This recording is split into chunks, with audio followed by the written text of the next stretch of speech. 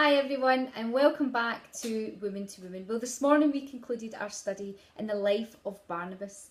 We've reflected upon the fact that he was an ordinary man and yet he lived his life beautifully for God. He was able to do extraordinary things for God.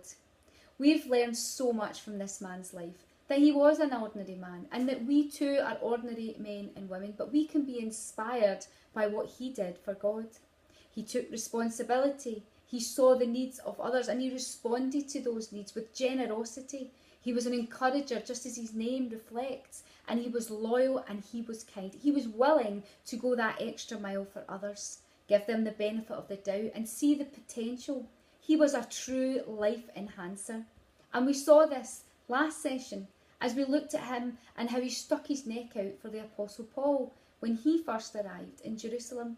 He was willing to not only listen to what Paul had to say, but he spoke up for him. And it's not the last time that we see this guy encouraging others. We learn today that Paul and Barnabas, after this point, went on and co-pastored a church together in Antioch. This was a really healthy church that thrived, and many people, Jews and Gentiles alike, came to know Christ at this time through their ministry. This duo also went on into the mission field together. So it's safe to say they worked very closely with each other and God used them in extraordinary ways. However, I did say at the beginning of our study that Barnabas was just an ordinary man and he didn't always get it right. We arrive in chapter 15 and today we read this very sad story. This pair had worked together and served God together mightily, but they have this massive argument. Barnabas, yet again, sticks his neck out for another believer, this time John Mark, a young believer who had earlier bailed on the mission. But here Barnabas was speaking up for him and suggesting that he should continue with them on this mission. Paul, on the other hand, he is adamant that he's not coming. Now, we don't know who's right or who's wrong here. A lot has been said about it. The sad thing, though, is that this disagreement, this argument, causes the pair to go their separate ways. It's sad when a relationship breaks down and comes to an end, especially one that has been so successful for God.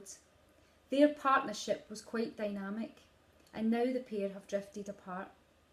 So Barnabas wasn't perfect, but who is? He was just an ordinary man. He didn't get it right all the time. Not every day is awesome. Not everything in life is awesome. And not everything we do in life is awesome. However, it's how we pick ourselves back up after the mistakes, after the storms in life, that really matters. Did this stop Barnabas from moving into the plans that God had for him? Of course not. He made his way to Cyprus and he continued the good work that he'd started. Interestingly enough, it was while preaching in a place of worship that Barnabas meets his death. He's dragged out into the street. He's tortured, he's beaten, and he's killed. The young man that came to claim the body and show respect was none other than John Mark, the young man that he'd given a chance and saw potential in. So let's sum up our friend Barnabas. Well, he was no ordinary man. He was an extraordinary man because he lived his life for God.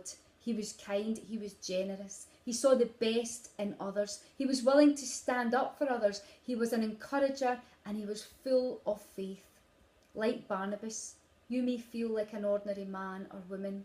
However, when you give yourself over to God and allow yourself to be used by him, you too can do extraordinary things.